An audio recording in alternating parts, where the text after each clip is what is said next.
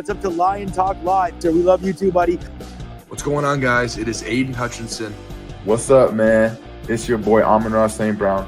What's up, everybody? It's Calvin Johnson Jr. here, a.k.a. Megatron, a.k.a. First Ballot.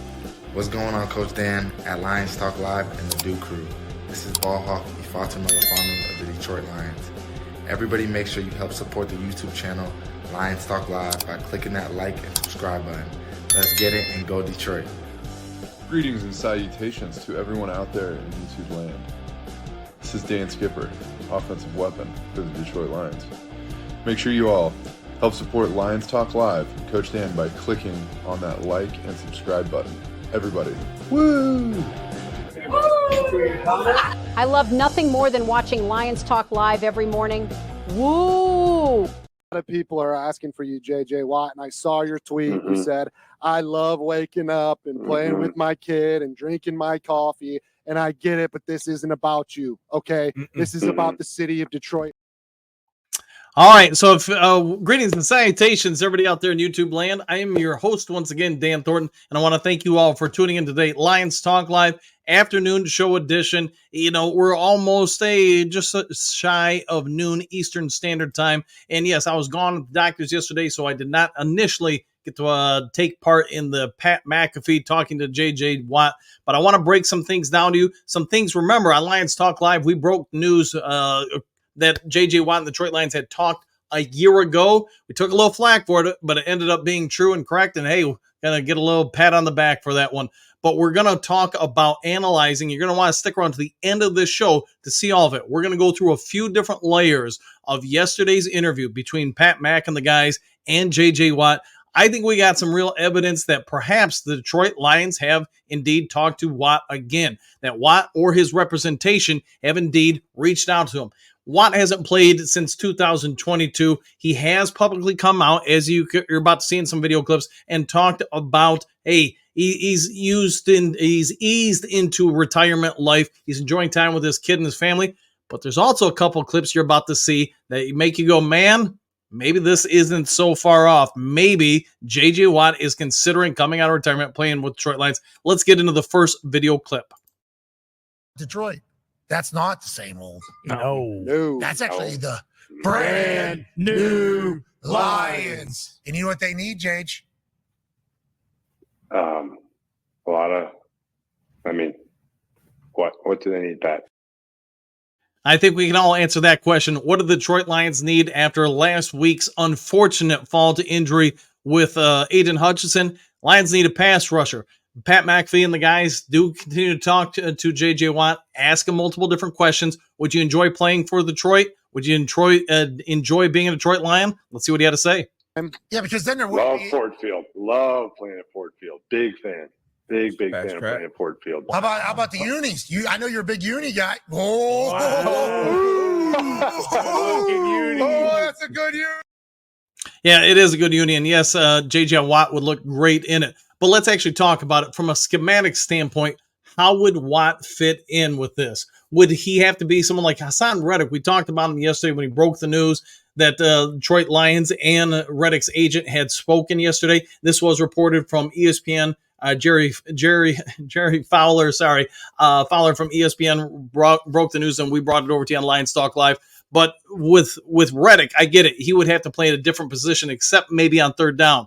But Watt, not so much. Look at Watt's size. Look at his mass. Look at the fact that he is the prototypical Detroit Lions end. Somebody who can stop the run first and then get to the quarterback. He seems like an ideal fit. Let's see when Pat McAfee and the guys prodded him a little bit more about things. It's a great team. It's a great setup. I mean, there's no I don't bullshit you.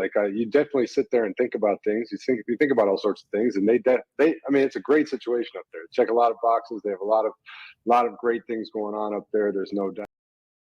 All right. So one thing I'm going to say is now based on my educational background. So most of you know I have a doctorate degree in kinesics. So the study of body language. I watch people's face, their eyes, how they've changed their sentence structure, their tones, etc.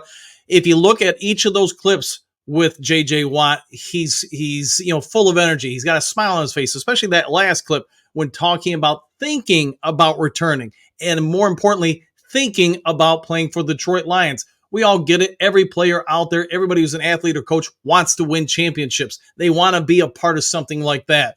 Now, Pat Mack and the boys, I want you to pay attention to J.J. Watt's face, especially around the eyes. I want you to pay attention to around his mouth. On this next question, has anybody from the Detroit Lions in their representation actually spoken to J.J. Watt? Let's see what you guys think. Talk to anybody in Detroit or your agent? I don't talk to anybody. I don't talk to Not anybody. even your boy? Yeah, what? You should talk to your You child. walk with AQ. Yeah, you do.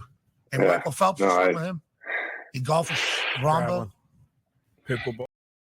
So to me, and I can't say that this clip is enough to verify anything, but what I can say is see his facial tones change, see his eyes go back and forth a lot.